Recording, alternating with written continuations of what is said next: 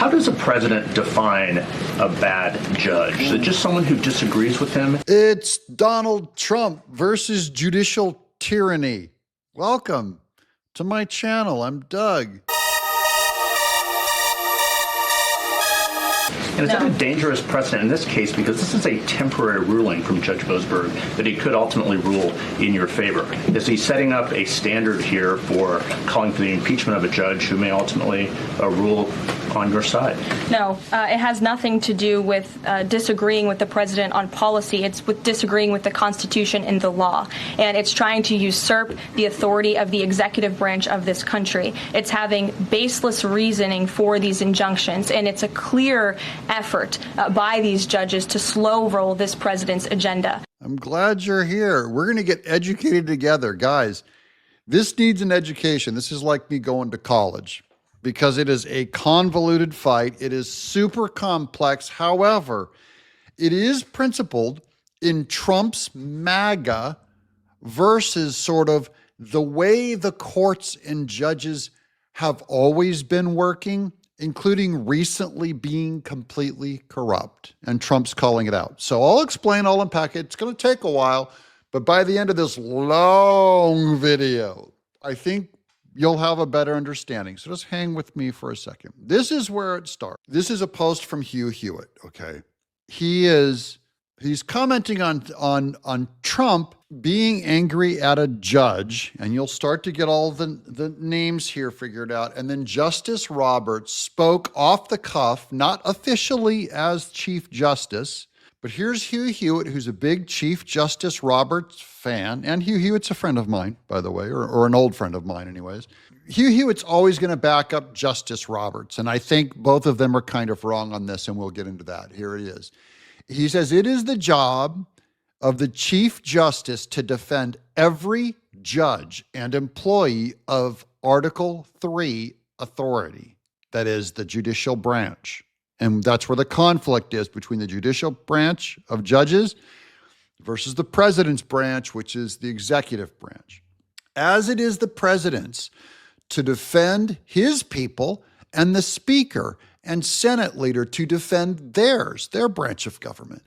I suspect if this case gets to the SCOTUS, the Supreme Court, the Chief Justice will agree with the president on the law, but he's not going to and should not allow impeachment threats to go unanswered because Trump threatened to impeach that lower judge. Or he'd be derelict in his duty. Impeachment was weaponized twice against President Trump, real Donald Trump, and probably will be again.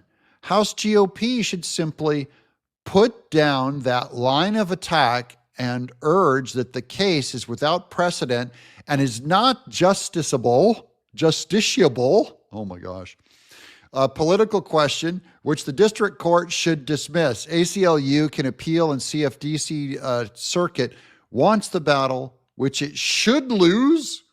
Being wrong on the law should be tossed out about as an impeachable offense unless we want to impeach every judge in America, all of whom make errors. So this is so complicated, guys. It's already over my head. All this is Hugh Hewitt saying Trump should resist going after impeachment of this lower judge. And I would just like to point out that the judge in this case is essentially trying to say that the president doesn't have the executive authority to deport foreign terrorists from our American soil. That is an egregious abuse of the bench. This judge does not have that authority. It is the opinion of this White House and of this administration, and that's why we're fighting this in court. And it's very, very clear that this is an activist judge who is trying to usurp the president's authority. Under the Alien Enemies Act, the president has this power, and that's why this deportation campaign has continued. And this judge, Judge Boasberg, is a Democrat activist. He was appointed by Barack Obama. His wife has donated more than $10,000 to Democrats, and he has consistently shown his disdain for this president and his policies, and it's unacceptable. And then the right, MAGA right, is defending it. So here's the MAGA right. I'm just going to give you one example. I'm not going to read the whole. This is Mark Levin going after Hugh. You're wrong, Hugh. You're too quick to defend the ruling class. Of course, you're not alone. Defend the Constitution instead. Before we get to that, so I'm kind of working this thing backwards on what the argument is now. Interviewing Trump actually helps explain what's at stake and what precluded this whole argument. Let's take a look. President Trump is standing strong against the growing list of lawfare liberal lawsuits against him. One of the fights is over his effort to deport hundreds of alleged Venezuelan gang members, the worst of the worst. Many convicted of violent crimes and here illegally. Judge James Boasberg gave the Justice Department until noon Eastern today. He likes those noon deadlines. Okay, this is Judge James Boasberg. I'm just going to leave his face on there. These are Democrats. This is a Democrat activist judge. Okay, so you can just almost cross out the word judge and just put Democrat in there. And then Justice Roberts is crossing out the word Democrat and keeping the word judge because he thinks this guy has a right to judge. And I'm only saying this guy has a job. It's supposed to be to judge, but he's not going to judge these cases fairly. He's an activist Democrat judge here to attack President Trump's mission. And Justice Roberts and Hugh Hewitt, I hate to say it, I got to get Hugh Hewitt on this show. He is too dang naive. If he's not willing to call it what it is, and he kind of is, he's going, look, I'll admit this guy makes mistakes, but it doesn't mean you impeach him. Lots of judges make mistakes. No, but you do impeach a Democrat hack acting as a judge.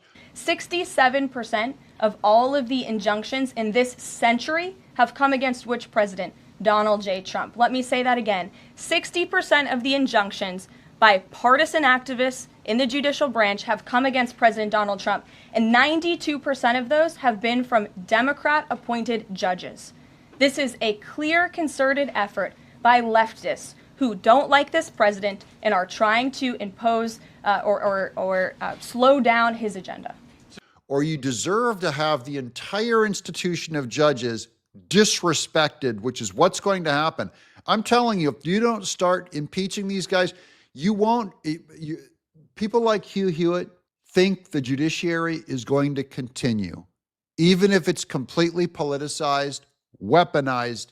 It is going to discredit itself until we do not care what any judge thinks. And that's what you're seeing today. We do not, I only want to know what political affiliation the judge is before I go to court. Because if it's a Democrat, I am not going to sit in his court. I would leave the country. I will run away. But I will not get justice from a Democrat judge.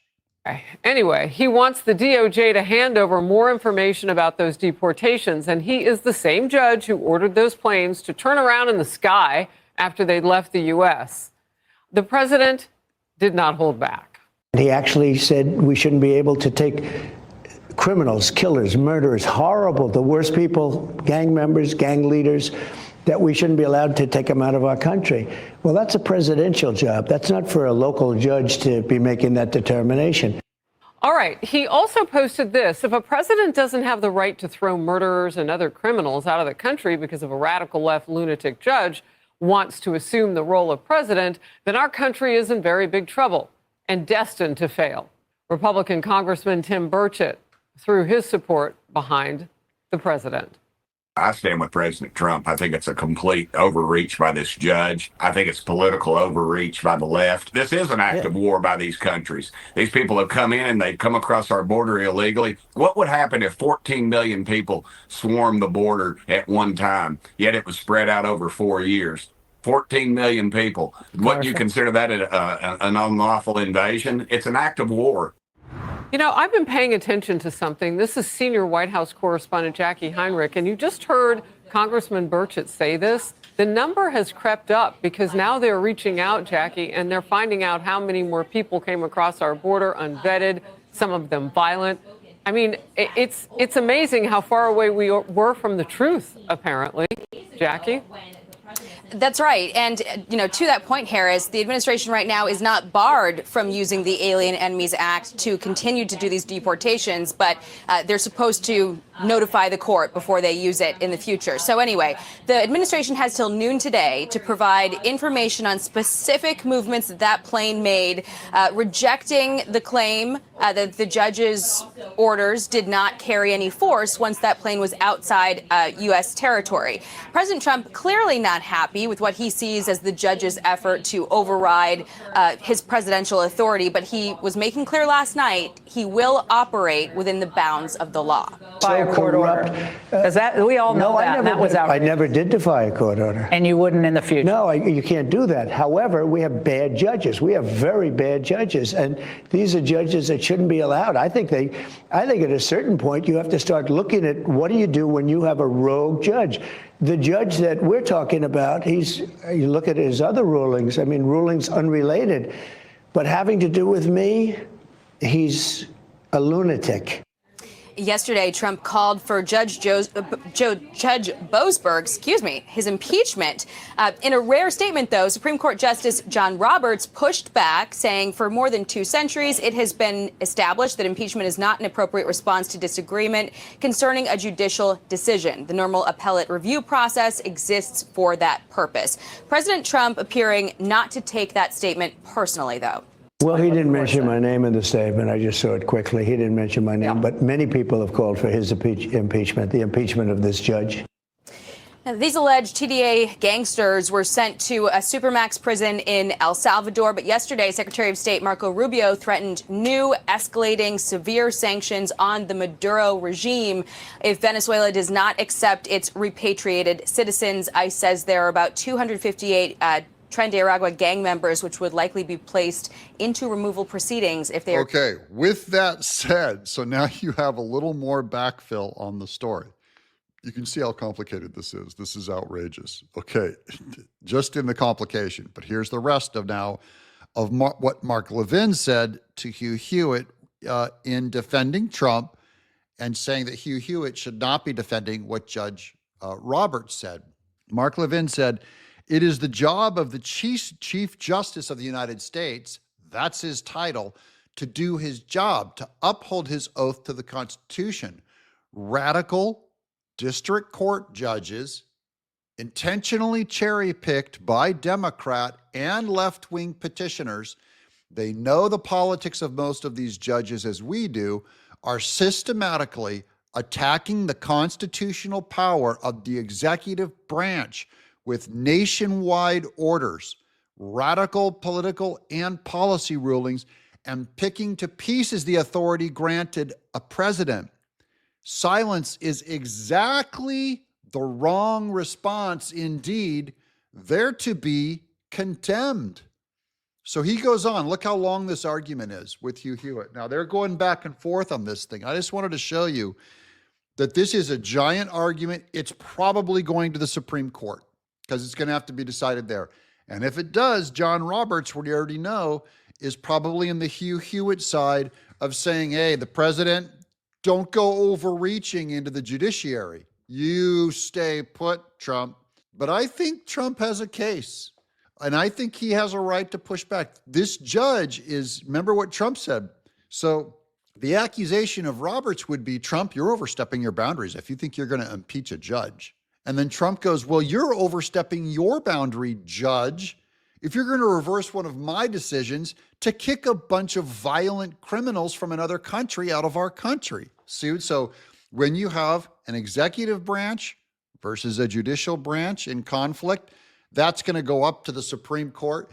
And you hope the Supreme Court isn't just going to go, well, we're part of the judicial branch, so we're just going to automatically side with the judiciary. They really want to get at, what does the Constitution say? Who has the authority? And we're going to find out. And I'm telling you, I don't know. I am saying that I think in principle that Hugh Hewitt and Justice Roberts are not aware of how late in the game we are, of how corrupt the institution of judges are, of appointments are, of how loosey-goosey the Constitution is being out. Or I should say, they're aware of how sloppy it is. They disagree with the remedy. Remember, Trump's remedy is let them have it. And the Republicans' remedy is we'll keep winning by being the nice guy. And I'll say, no, you won't. You will lose. And I don't mean elections. I mean, you'll lose the Constitution, you'll lose the country, you'll lose the judiciary. And on that note, sorry about the bad structure of this episode. I'm just glad you guys are here to watch. I'm just kind of giving you guys a quick overview and backfill on what the argument is today. You'll see more of it when this thing goes to the Supreme Court. Thanks for watching. I'm Doug.